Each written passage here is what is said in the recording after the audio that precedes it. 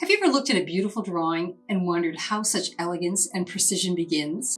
Today, I'm revealing a powerful method that breaks it all down into something anyone can learn.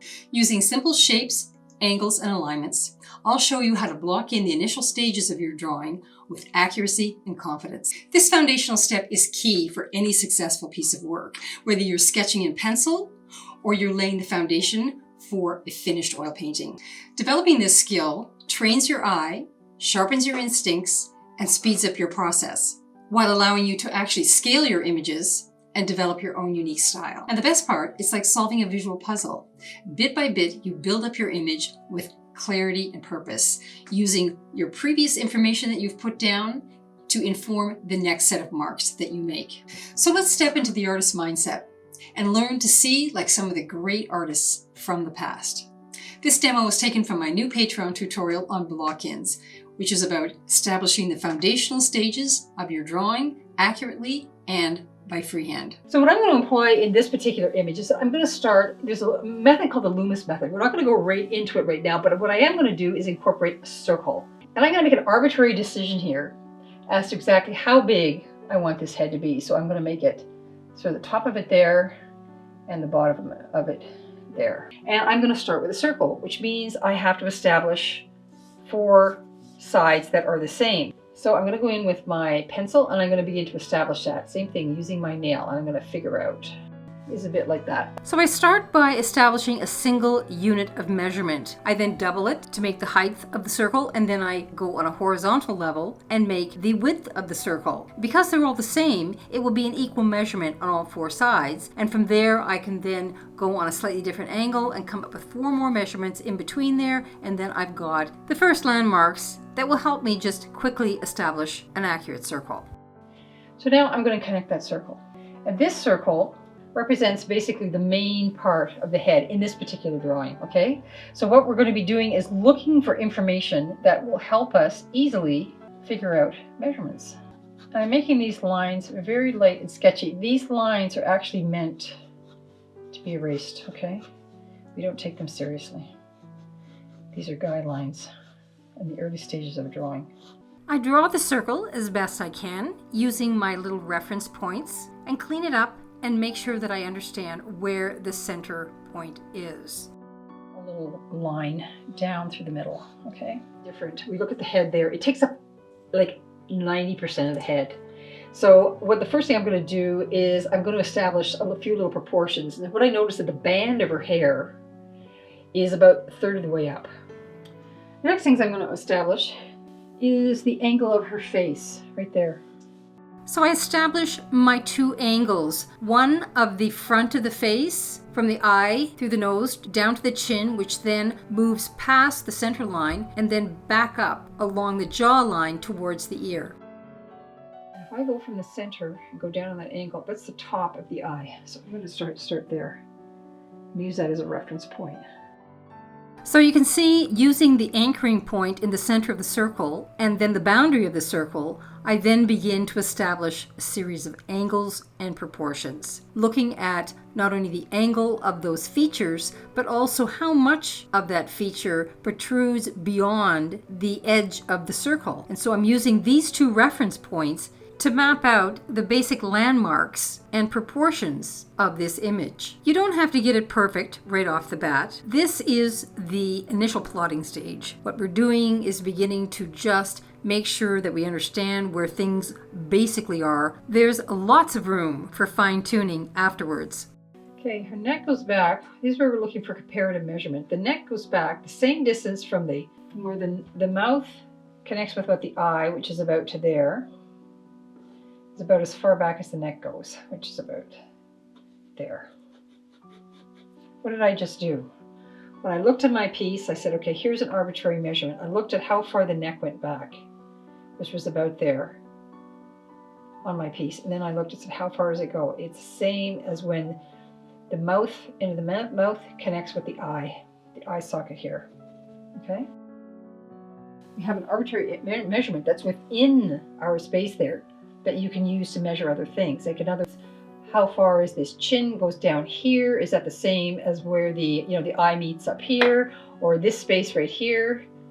how does that compare to maybe the distance from here to the eye or whatever it is. You can use those arbitrary measurements in order to get things done accurately. So what I've noticed just eyeballing it, that the distance from the top of the head here, how does that compare to down here? And basically from the top of her hairband is actually where the eye begins, okay? So it's the same distance, so we can use that measurement to measure this measurement.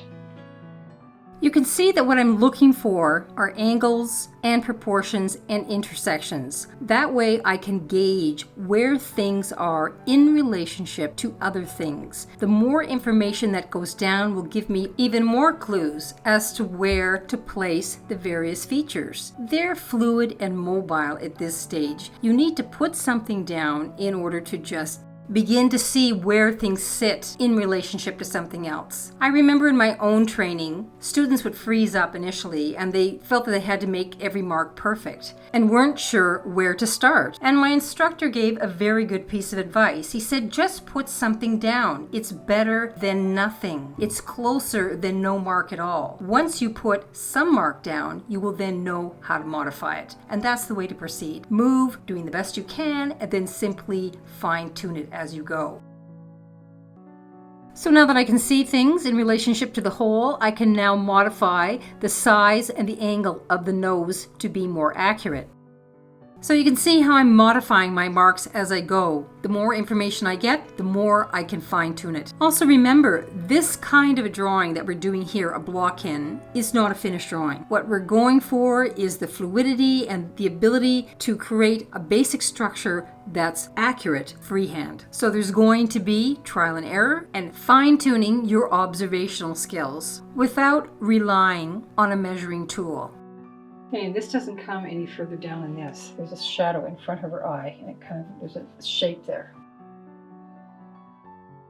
Okay, and as I stand back, I can see that right there in the eye is misplaced. So what do I have to do? I have to double check where it is. So looking at this, I can see that if I look at this space here, it's cut in half.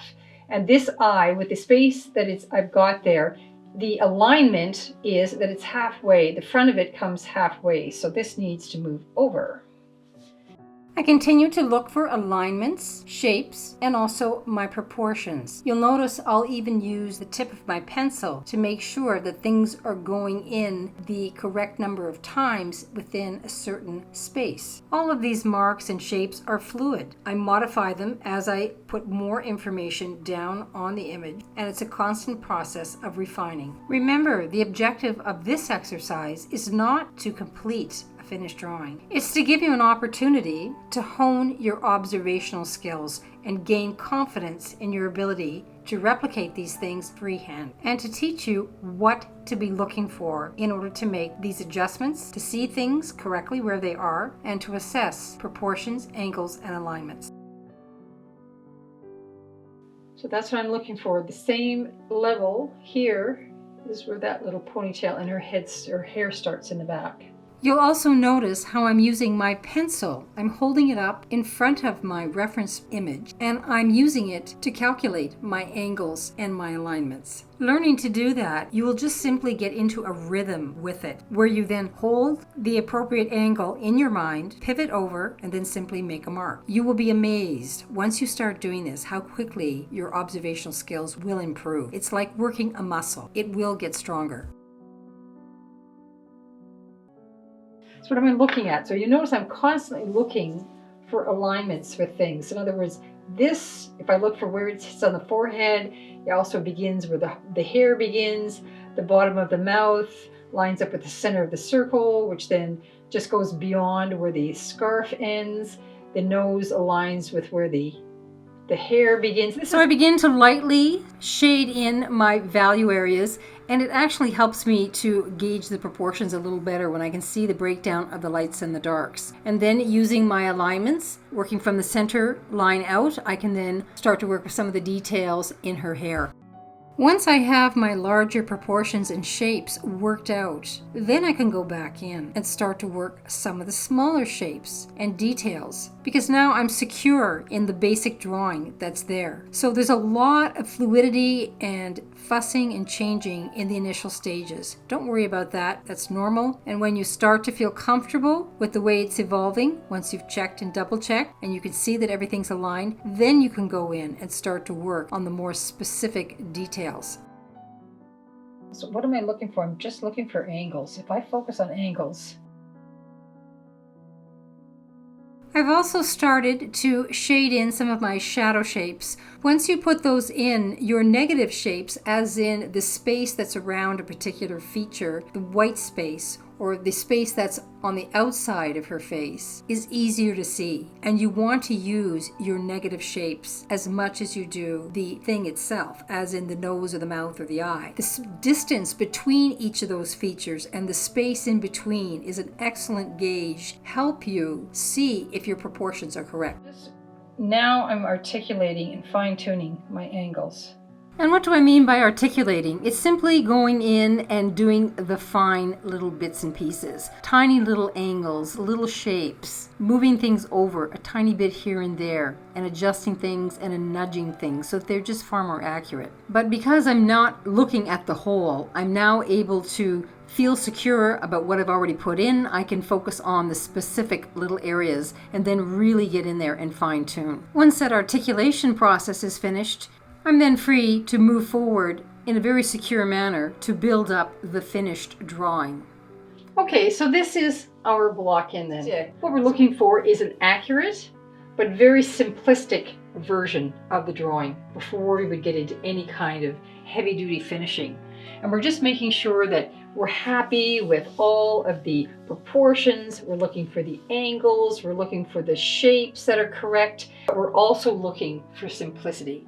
And that's the main job of this stage of the drawing. And if you found this video helpful, remember, accuracy isn't about talent. It's about knowing what to look for and then patiently building up your drawing one mark at a time.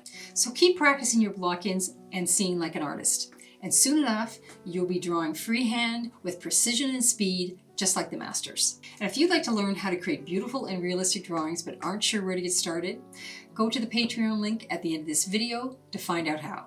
Thanks for watching, and if you'd like to unlock more drawing techniques like this one, don't forget to like, share, and subscribe, and hit that notification bell for more transformational art videos coming your way. Thanks very much. We'll see you in the next video, and remember, stay creative. This is your time to express yourself.